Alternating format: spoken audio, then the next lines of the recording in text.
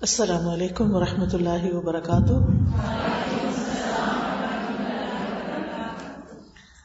نحمده ونصلی علی رسولہ الکریم، اما بعد فاعوذ باللہ من الشیطان الرجیم، بسم اللہ الرحمن الرحیم، رب اشرح لی صدری ویسر لی امری واحلل عقدۃ من لسانی یفقہوا قولی۔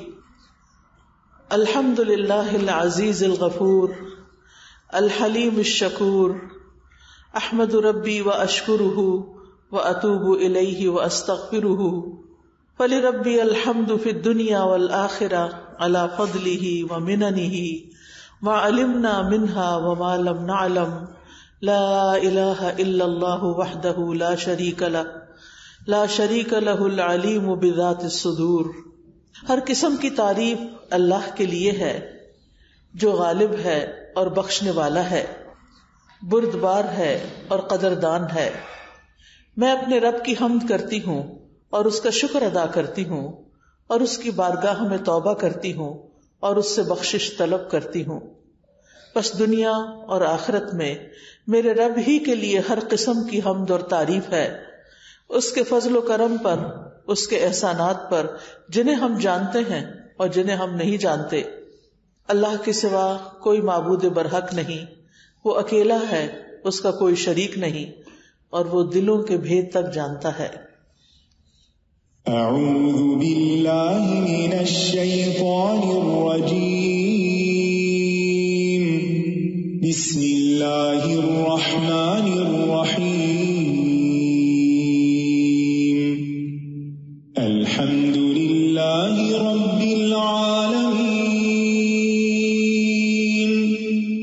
الرحمن الرحیم، مالک یوم الدین، ایاک نعبد و ایاک نستعین، اہدنا الصراط المستقیم، صراط الذین انعمت علیہم غیر المغضوب علیہم ولا الضالین۔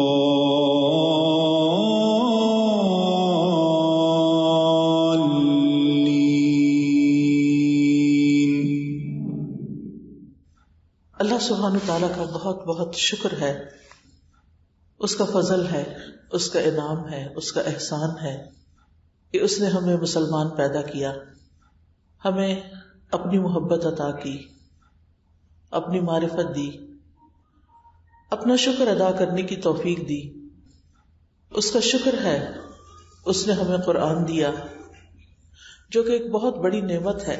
قرآن مجید کے بارے میں اللہ تعالیٰ فرماتے ہیں، یا ایھا الناس، اے لوگو، قد جاءتکم موعظۃ من ربکم، تمہارے پاس تمہارے رب کی طرف سے عظیم نصیحت آ چکی ہے، وشفاء لما فی الصدور، اور اس کے لیے سراسر شفا ہے جو سینوں میں ہے۔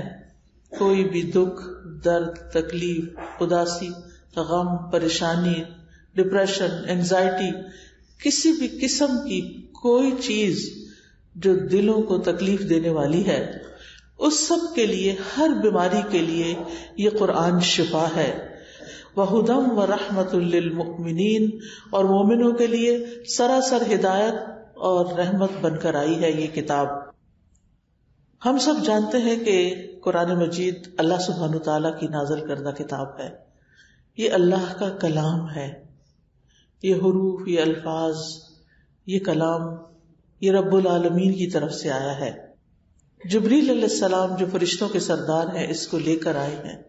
محمد الرسول اللہ جو تمام انسانوں کے سردار ہیں، تمام پیغمبروں کے سردار ہیں، ان پر یہ کتاب نازل ہوئی ہے، اور یہ امت محمدیہ صلی اللہ علیہ وسلم کا ایک بہت بڑا اعزاز ہے کہ اللہ نے دین کو ان پر مکمل کیا اور انہیں اس کتاب سے نوازا۔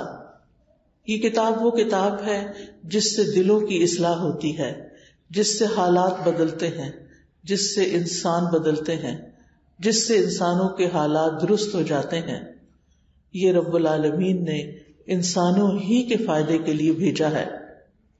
یہاں اس آیت کے اندر 4 باتیں بیان ہوئی ہیں کہ یہ قرآن ایک نصیحت ہے، یہ سینوں کی بیماریوں کے لیے شفا ہے، یہ ہدایت کا باعث ہے، اور یہ مومنوں کے لیے رحمت کا باعث ہے.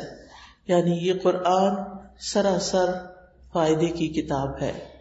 آج ہم دیکھیں تو ہمیں ان میں سے ہر چیز کے لیے کسی علاج کی ضرورت ہے کہ ہم اپنی غفلت اس کی نصیحت سے دور کر سکیں، ہمارے دلوں کی گھٹن اس کے لیے یہ شفا بن جائے، ہماری لا علمی کے لیے ہدایت کا راستہ بنے، اور پھر سراسر اللہ تعالی کی طرف سے اس کے ذریعے ہم پر رحمتیں اور برکتیں نازل ہوں. نصیحت کے لیے لفظ موعظہ استعمال ہوا ہے. موعظہ کا لفظ واعظ سے ہے. واعظ اردو میں بھی لفظ استعمال ہوتا ہے. موعظہ ایسا واعظ ہوتا ہے جو انسان کو اس کا انجام یاد دلاتا ہے، اچھا بھی اور برا بھی، کہ جیسا کچھ انسان کرتا ہے ویسا ہی اس کا انجام ہوگا. واعظ ایسی نصیحت کو کہتے ہیں جو انسان کو دنیا کی مشغولیت، دنیا کی مصروفیات، دنیا کی محبت سے ہٹا کر اللہ کی یاد اور آخرت کے دن کی طرف متوجہ کر دے، اور اس کے اندر ایک رقت پیدا ہو. یعنی ایسا واعظ جو دلوں کو نرم کر دے، جو دلوں کے اندر کی سختی کو دور کر دے. یعنی قرآن مجید ایسی کتاب ہے، ایسا کلام ہے، جو شخص اس کو سمجھ کر پڑھتا ہے وہ لازماً ضرور اس کے ساتھ نصیحت حاصل کرتا ہے.